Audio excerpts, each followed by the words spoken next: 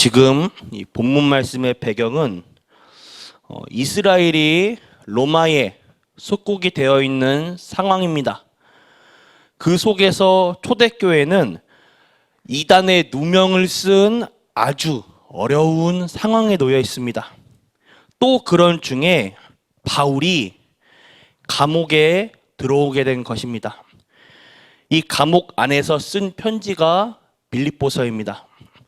전도자 바울이 감옥 안에 들어가다니 초대교회는 위기를 맞이해버린 것입니다.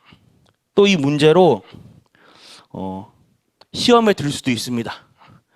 그러나 바울은 오늘 14절에 그곳이 최고의 응답임을 고백하고 있습니다. 우리들은 어떤가요? 우리들 가운데, 성도님들 가운데 나는 사업이 어렵다. 또 나는 사실 되는 게 없다. 어려움 당하시는 분들이 있을 것입니다.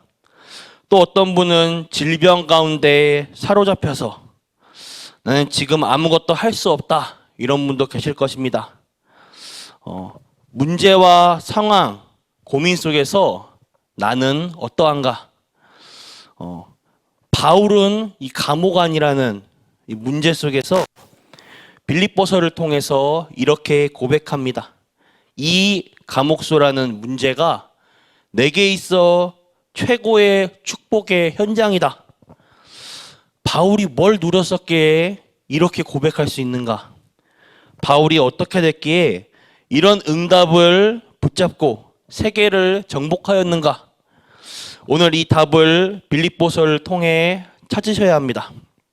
첫 번째로 과거 치유입니다. 복음을 받고 난 뒤에 과거가 치유된 것입니다. 복음의 내용에 대해 이해하고 또 복음으로 결론 내렸을 때에 내 모든 과거는 발판이 되는 것입니다. 성경을 보시면요, 하나님이 이스라엘 백성들에게 애굽에서 빠져나오게 해서 광야로 가게 했습니다.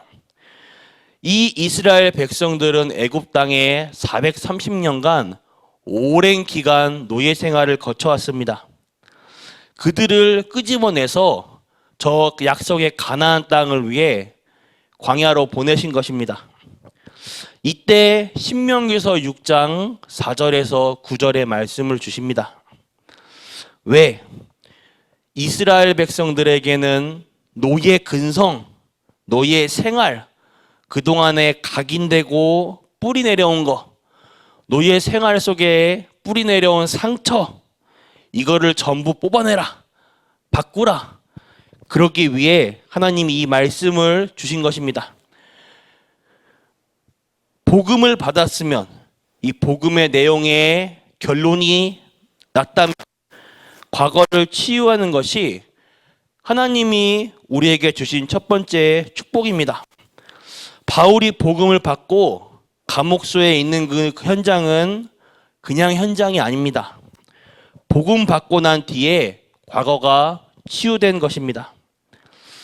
지금 내가 아무리 잘 산 것 같이 보여도 과거가 치유되지 않으면 결국 그 과거의 상처, 그 생각으로 되돌아가게 됩니다. 그렇게 해서 우리 인생은 각인된 것으로 응답을 받습니다. 우리 인생은 체질대로 살다가 가게 됩니다. 또 우리의 인생은 뿌리 내린 대로 가게 돼요. 무서운 것이죠. 이 세 가지를 복음으로 바꾸시길 바랍니다. 놀라운 사실은 바울이 일부러 감옥소에 갔습니다. 처음에는 유대인들이 고발을 해서 감옥에 잡혀갔어요. 그런데 그 당시 이스라엘 상황이 로마에 속국되어 있어서 로마 총독이 재판을 하였습니다. 만약 유대인들이 재판을 하였다면 바울을 곧장 사형시키려고 온갖 생각을 다 할 텐데 다행히 로마 사람이 재판을 하였습니다. 그때 당시 베스도라고 하는 총독이 재판을 하였는데 바울을 아무리 봐도 죄가 없는 것입니다.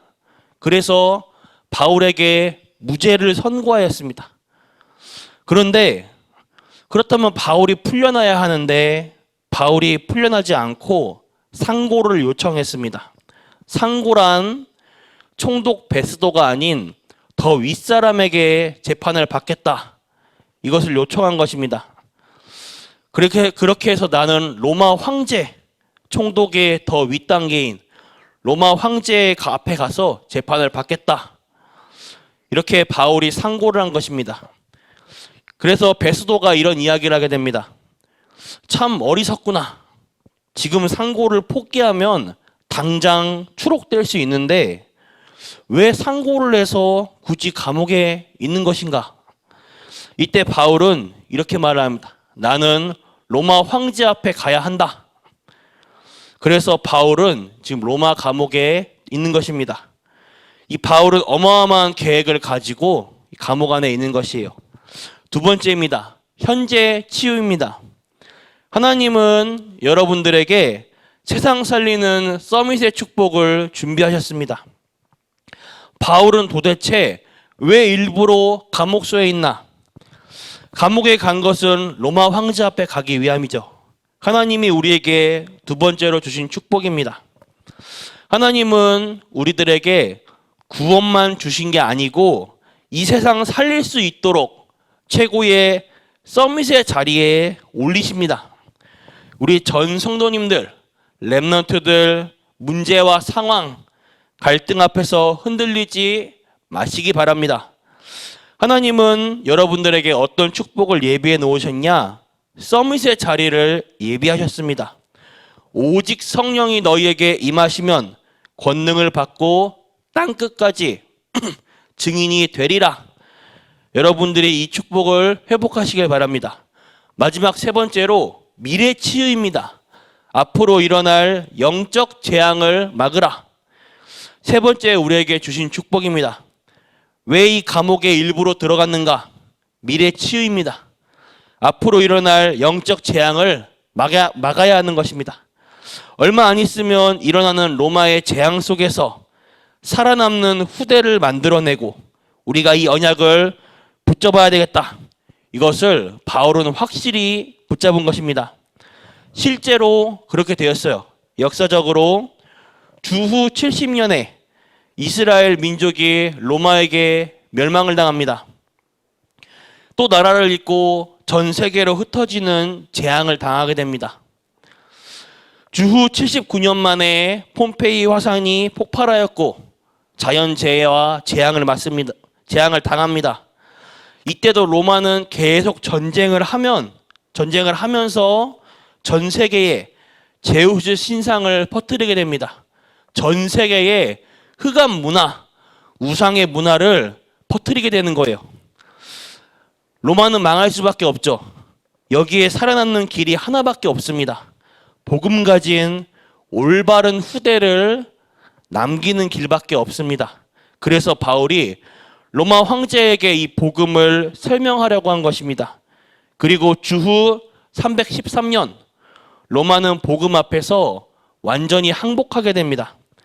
이런 어마어마한 미래를 알고 재앙 속에서 살아남는 길이 복음입니다. 이때 재창조의 축복을 주십니다. 결론입니다. 과거 치유, 현재 치유, 미래 치유. 오늘 절대 놓치지 말아야 할 세 가지입니다. 하나님은 세계 복음화 때문에 여러분이 청소를 하든지 대통령이 되든지 모든 분야의 서밋을 준비해 두셨습니다. 아니, 나는 나이가 많습니다. 그렇기 때문에 나는 이미 포기하렵니다. 그렇지 않습니다. 하나님은 성경에 나이 많은 사람들에게도 큰 역사를 하였습니다. 모세는 80세에 시작하였어요.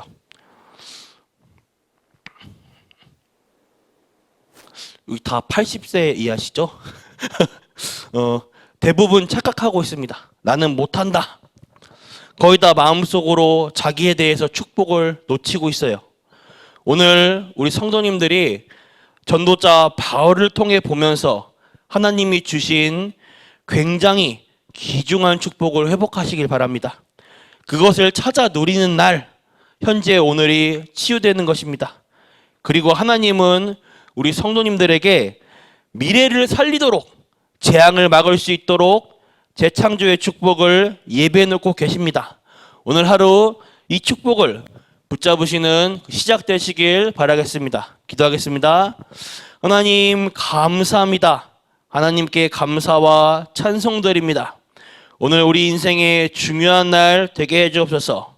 우리의 사업, 학업, 나의 모든 일에 내 인생의 중요한 터닝 포인트가 되게 하여 주옵소서.